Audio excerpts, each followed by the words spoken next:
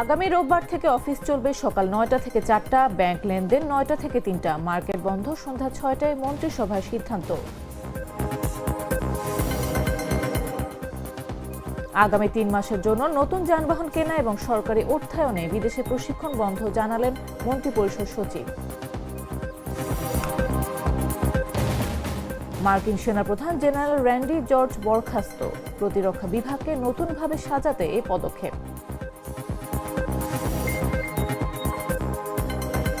ইসরায়েলকে লক্ষ্য করে নতুন ক্ষেপণাস্ত্র ছুড়ল ইরান, হামলা প্রতিহতে আকাশ প্রতিরক্ষা ব্যবস্থা সক্রিয় দাবি ইসরায়েলের।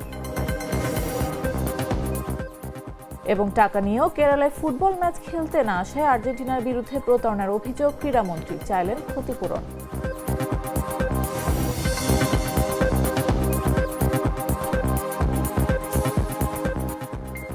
বেলা 11টা নিউজের সবাইকে আমন্ত্রণ। সাথে আছে আমি নাফিস আব্দুল্লাহ। মশলা বদলে ফেলেছি, এবার আপনিও বদলে ফেলুন। একবার প্রাণ গুঁড়া মশলা ব্যবহার করেই দেখুন। আগামী রোববার থেকে সরকারি ও বেসরকারি অফিস সকাল ৯টা থেকে বিকেল ৪টা পর্যন্ত চলবে। একই সঙ্গে জরুরি প্রয়োজন ছাড়া শুক্রবার থেকে সন্ধ্যা ৬টার পর মার্কেট বন্ধ রাখার নির্দেশ দেওয়া হয়েছে। সেই সঙ্গে নতুন সিদ্ধান্ত অনুযায়ী এখন থেকে ব্যাংকিং লেনদেন চলবে সকাল ৯টা থেকে বিকেল ৩টা পর্যন্ত এবং ব্যাংক বন্ধ হবে বিকেল ৪টায়। বৃহস্পতিবার রাতে মন্ত্রিপরিষদের বৈঠকে এসব সিদ্ধান্ত গ্রহণ করা হয়েছে।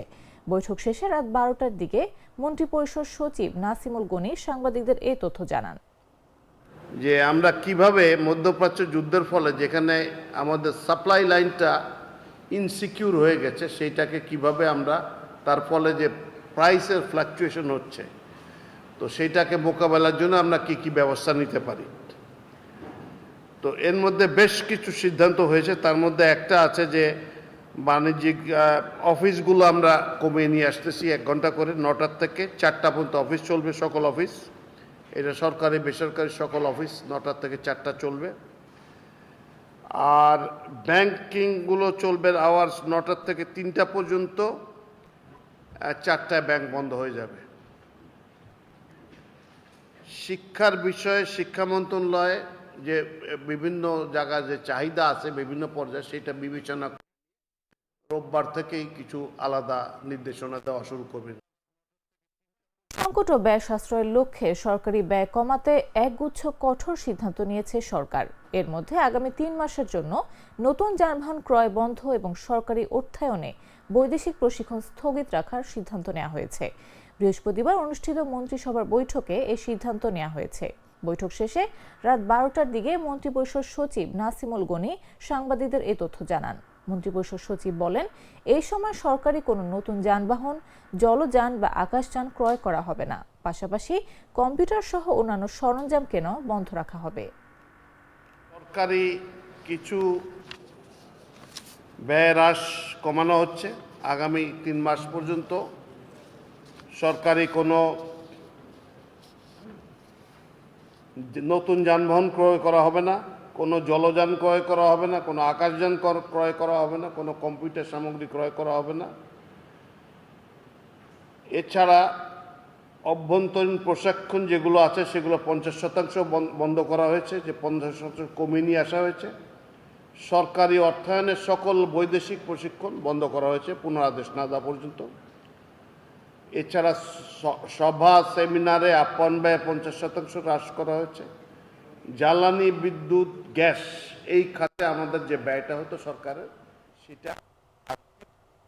ট্রান্সপারেন্সি ইন্টারন্যাশনাল বাংলাদেশ টিআইবির দুর্নীতি বিষয়ক অনুসন্ধানী সাংবাদিকতা ফেলোশিপ 2025 পেয়েছেন জাগো নিউজের জ্যেষ্ঠ প্রতিবেদক সালাউদ্দিন জসিম সহ 5 জন অনুসন্ধানী সাংবাদিক। বৃহস্পতিবার রাজধানীর ধানমন্ডিতে সংস্থাটির কার্যালয়ে তাদের হাতে ক্রেস্ট ও সনদ তুলে দেওয়া হয়। গেল বছর দুর্নীতি বিষয়ক অনুসন্ধানী সাংবাদিকতা ফেলোশিপ 2025-এর জন্য সাংবাদিকদের কাছ থেকে প্রস্তাব আহ্বান করে টিআইবি। সেখানকার 27 প্রস্তাবকারীর সরাসরি সাক্ষাৎকার নিয়ে 5 জনকে চূড়ান্ত করা হয়। অক্টোবর থেকে ডিসেম্বর 3 মাস মেন্টরদের অধীনে কাজ করে স্ব গণমাধ্যমে সংবাদ প্রকাশ করেন তারা। গত বছরের 29 ও 30 ডিসেম্বর জাগো নিউজ 2 পর্বে নিউজ ছাপে। এগুলো হলো ফ্রি মেশিনে চুরির কারখানা এবং প্রশাসন ভেন্ডর মিলেমিশে লুটপাট। সবশেষে সেই দীর্ঘ কর্মের স্বীকৃতি স্বরূপ অনুসন্ধানী সাংবাদিকদের আনুষ্ঠানিক ক্রেস্ট ও সনদ তুলে দেওয়া হয়। এর আগে ঘোষিত পুরস্কার মূল্যের 1 লাখ টাকা করে দেওয়া হয়েছে।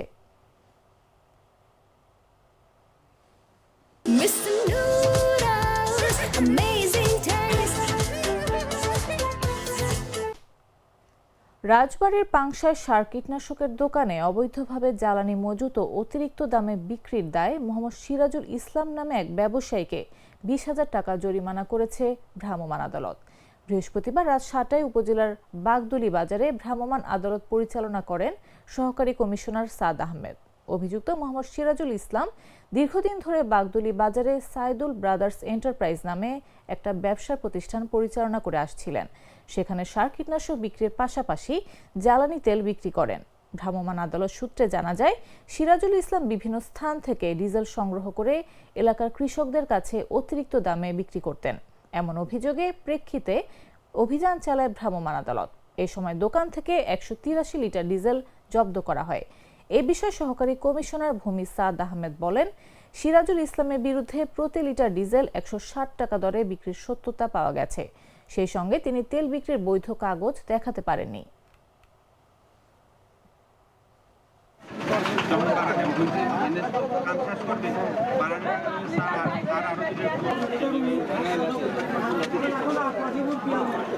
দুধার চকলেটে একাকার হয়ে ওঠা প্রাণ লেয়ার সম্পর্কের মিষ্টি ম্যাজিক। জানাবো আন্তর্জাতিক সংবাদ।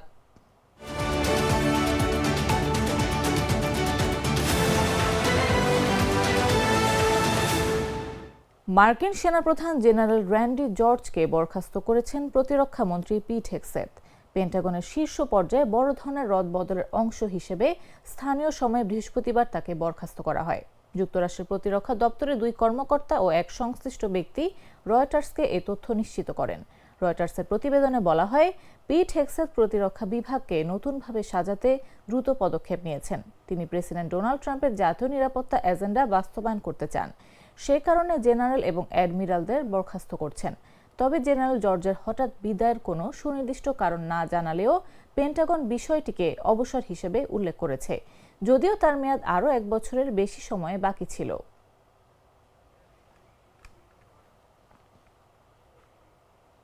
এদিকে যুক্তরাষ্ট্রের প্রেসিডেন্ট ডোনাল্ড ট্রাম্প বৃহস্পতিবার অ্যাটর্নি জেনারেল পাম বন্ডিকে বরখাস্ত করেছেন। বিশেষ করে প্রয়াত যৌন অপরাধী জেফ্রি এপস্টেইন সংক্রান্ত নথি প্রকাশ নিয়ে তার পারফরমেন্সে অসন্তোষ বাড়তে থাকায় এই সিদ্ধান্ত নেওয়া হয়। সূত্র জানায়, ট্রাম্প মনে করছিলেন যেসব সমালোচক ও বিরোধীদের বিরুদ্ধে তিনি ফৌজদারি মামলা চান তাদের বিচারের আওতায় আনতে বন্ডি যথেষ্ট দ্রুত পদক্ষেপ নিচ্ছিলেন না। ট্রাম্প সামাজিক যোগাযোগ মাধ্যমে দেয়া এক পোস্টে জানান, deputy attorney general Todd Blanche, যিনি আগে তার ব্যক্তিগত আইনজীবী ছিলেন, তিনি অস্থায়ীভাবে বিচার বিভাগ পরিচালনা করবেন। ওই পোস্টে ট্রাম্প বন্ডিকে মহান দেশপ্রেমিক ও বিশ্বস্ত বন্ধু হিসেবে উল্লেখ করেন ও বলেন, তার নেতৃত্বে অপরাধ দমনে বড় ধরনের অভিযান পরিচালিত হয়েছে। তিনি আরও জানান, বন্ডি শিগগিরই বেসরকারি খাতে নতুন দায়িত্বে যাবেন, তবে বিস্তারিত কিছু বলেননি। নিজের সামাজিক যোগাযোগ মাধ্যমে বন্ডি লিখেছেন, যুক্তরাষ্ট্রকে আরও নিরাপদ ও সুরক্ষিত করতে প্রেসিডেন্ট ট্রাম্পের ঐতিহাসিক ও সফল প্রচেষ্টার নেতৃত্ব দেয়া তার জীবনের সবচেয়ে বড় সম্মান। আগামী 1 মাস তিনি দায়িত্ব হস্তান্তরের কাজ করবেন বলেও জানান তিনি।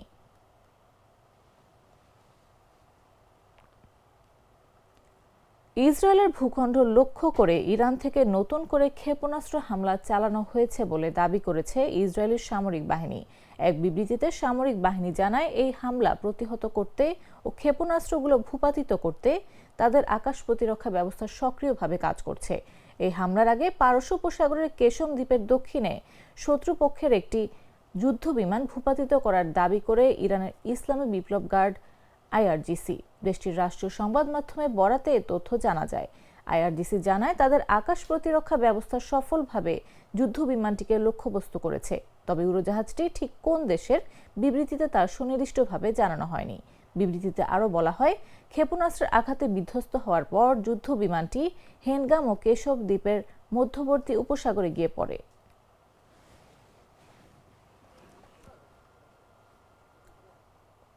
এবারে খেলার খবর।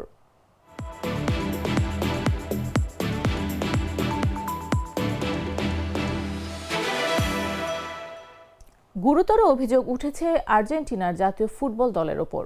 ভারতের কেরালার ক্রীড়ামন্ত্রী ভি আব্দুর রাহিম আর্জেন্টিনার বিরুদ্ধে প্রতারণার অভিযোগ তুলেছেন। তিনি অভিযোগ করে বলেন, বিশ্ব চ্যাম্পিয়ন আর্জেন্টিনার কেরালায় ফুটবল ম্যাচ খেলার প্রতিশ্রুতি দিয়েও কথা রাখেনি, নেওয়া হয়েছিল চুক্তির টাকাও। বৃহস্পতিবার কেরালার একটি স্থানীয় টেলিভিশন চ্যানেলে দেয়া এক সাক্ষাৎকারে এই কথা বলেছেন। আর্জেন্টিনার ওপর এই অভিযোগ এনে ক্রীড়ামন্ত্রী বলেন, আর্জেন্টিনা দল এবং লিওনেল মেসি কেরালায় একটি ম্যাচ খেলার জন্য বেশ কয়েকবার আলোচিত হয়েছে। এই মাপের একটি আন্তর্জাতিক দলকে নিয়ে আসার জন্য প্রয়োজনীয় 250 কোটি টাকা জোগাড় করতে স্পন্সর খুঁজে পাওয়া সহজ কাজ ছিল না।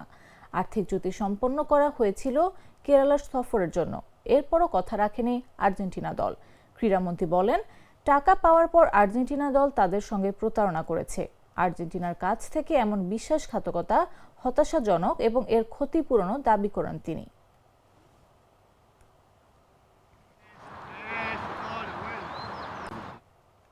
সংবাদ শেষ করার আগে শিরোনামগুলো জানিয়ে দিচ্ছি আরো একবার।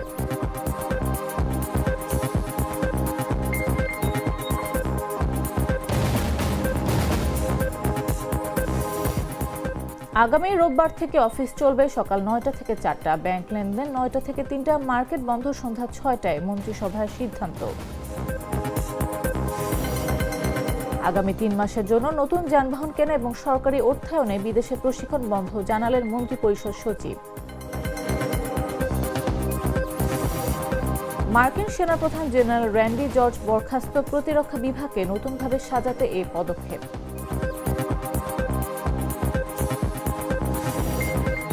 ইসরায়েলকে লক্ষ্য করে নতুন ক্ষেপণাস্ত্র ছুড়ল ইরান, হামলা প্রতিহতে আকাশ প্রতিরক্ষা ব্যবস্থা সক্রিয়, দাবি ইসরায়েলের।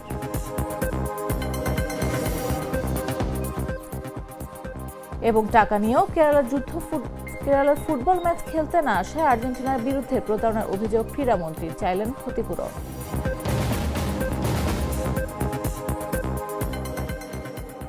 দর্শক, এই ছিল এখনকার মতো। এরপর দেখবেন দুপুর 1টা নিউজ। প্রতি মুহূর্তে সর্বশেষ খবর পেতে ভিজিট করুন jagonews24.com, ফলো করুন আমাদের ভেরিফাইড ফেসবুক পেজ এবং সাবস্ক্রাইব করুন জাগো নিউজের ইউটিউব চ্যানেল। এতক্ষণ সাথে থাকার জন্য ধন্যবাদ সবাইকে।